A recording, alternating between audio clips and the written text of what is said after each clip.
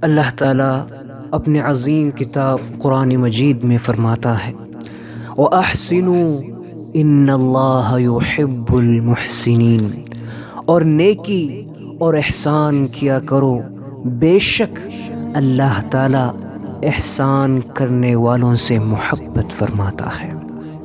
اور نبی کریم صلی اللہ علیہ وسلم کا فرمان مقدس ہے، آپ نے فرمایا مومن اپنے حسن اخلاق کی وجہ سے ہمیشہ روزے رکھنے والے اور تہجد گزار کا درجہ حاصل کر لیتا ہے۔ اللہ اکبر۔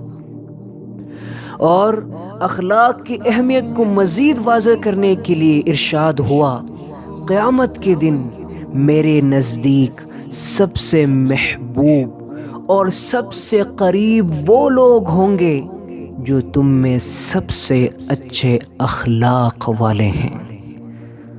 مزید فرمایا اور